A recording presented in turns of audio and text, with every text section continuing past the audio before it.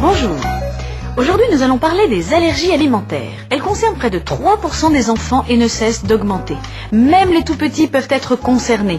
6 à 8% des enfants de moins de 3 ans. Et dans ce cas, ils sont allergiques soit aux protéines de lait de vache, soit aux protéines de blanc d'œuf ou encore aux protéines de blé. Et puis par la suite, après l'âge de 3 ans, l'enfant peut développer très brutalement une allergie à n'importe quel aliment sans qu'on puisse le prévoir. L'allergie, c'est en fait un phénomène tout à fait imprévisible. Votre enfant peut ne pas être allergique alors que dans la famille, vous avez tous tendance à l'être. Ou au contraire, votre enfant peut un jour développer une allergie alors que personne dans la famille ne l'est. Autrement dit, l'allergie, c'est un coup de tonnerre dans un ciel serein. Son arrivée est toujours brutale et se manifeste par des signes d'ailleurs pas toujours évidents.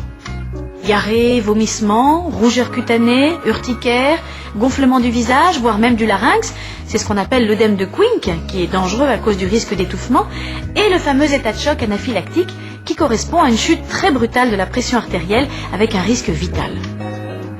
Tous ces symptômes arrivent dans les minutes qui suivent l'ingestion de l'aliment, et c'est d'ailleurs ce qui doit attirer l'attention sur une éventuelle allergie.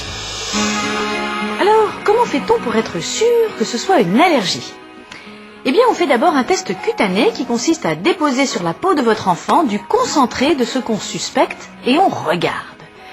Si ça déclenche une belle rougeur dans les 15 minutes qui suivent, c'est qu'il est allergique à cet aliment. On fait également une petite prise de sang et on recherche la présence d'anticorps spécifiques. Donc ça y est, on en est sûr, c'est bien une allergie. Et oui, c'est très important de faire ce diagnostic car il ne s'agit pas que ça recommence. Il faut donc être sûr d'avoir bien identifié l'aliment en cause et même rechercher ce qu'on appelle les réactions croisées, c'est-à-dire d'autres aliments qui pourraient également provoquer la crise parce qu'ils ont des points communs avec l'aliment déclencheur. Alors, prenons un exemple. Si votre enfant est allergique à la farine de blé, eh bien il y a de grands risques qu'il le soit aussi à la farine de seigle, d'orge ou d'avoine. Donc on supprime de son alimentation toutes ces farines. Alors vous voyez que c'est pas un seul aliment qu'il faut supprimer, mais plusieurs. Il ne faut donc pas se tromper sur le diagnostic. Mais après tout, pourquoi est-on allergique ? Voyons ce qu'en pensent les enfants. Moi, je pense qu'on devient allergique quand son corps refuse un aliment. Eh oui, c'est pas une question très facile, mais il se débrouille plutôt bien. En fait, un enfant est devenu allergique quand son corps a décidé de fabriquer des anticorps contre une partie d'un aliment. L'allergie est donc une réaction immunitaire. On sait par ailleurs que l'allergie peut se transmettre de façon héréditaire et qu'il peut y avoir une prédisposition familiale. Alors, la bonne question, est-ce qu'on peut éviter à un enfant de devenir allergique ? Eh bien, malheureusement, non. Mais on peut quand même diminuer les risques chez le tout petit. Eh oui, le nourrisson est très fragile et en plus on lui fait manger des tas de nouveaux aliments. Et comme on sait que certains de ces aliments sont plus allergisants que d'autres, et comme par ailleurs dans la famille il peut y avoir des allergiques, eh bien on va faire attention à ce qu'on donne au bébé pendant la fameuse période de diversification alimentaire. Donc jusqu'à l'âge de 1 an, et s'il y a un terrain familial allergique, vous éviterez de lui donner des fruits exotiques, des kiwis en particulier, du poisson, du blanc d'œuf, vous pouvez par contre donner du jaune, et des biscuits contenant des cacahuètes. Quant au lait, eh bien votre médecin vous conseillera de remplacer les laits classiques pour les nourrissons par du lait hypoallergénique. Et puis après l'âge de 1 an, comme il faut bien que votre enfant mange quand même de tout, il n'y a pas de précaution particulière à prendre pour éviter toute allergie. Elle arrivera ou elle n'arrivera pas. Je pense qu'on devient allergique parce que soit on mange trop souvent, parce que j'ai une copine qui mange trop souvent, elle est allergique maintenant. Et ça nous donne des boutons et c'est pas beau. Et oui, c'est pas drôle, surtout quand on est allergique à quelque chose qu'on trouve partout.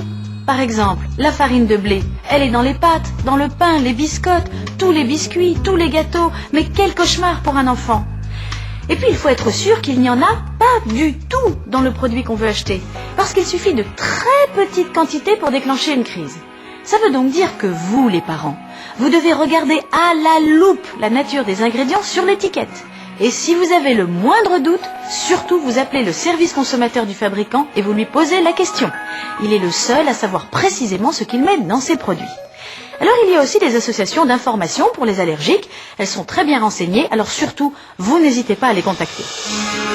En conclusion, si vous avez un enfant allergique, premièrement, il faut tout d'abord que le diagnostic ait été bien fait, c'est-à-dire allergie prouvée et recherche de réactions croisées avec d'autres aliments. Deuxièmement, soyez sûr de ce que vous achetez. Ne prenez pas si vous avez le moindre doute. Pour vous aider, il y a la liste d'aliments interdits que vous donnera l'allergologue. Il y a aussi les indications sur l'étiquetage, mais surtout les indications données par le service consommateur du fabricant. Et il y a les associations pour allergiques. Troisièmement, évitez les plats cuisinés industriels, autrement dit les recettes que vous ne maîtrisez pas. Quatrièmement, si votre enfant mange à l'extérieur, il doit savoir ce qu'il ne peut pas manger et prévenez toujours les amis ou les parents chez qui il va.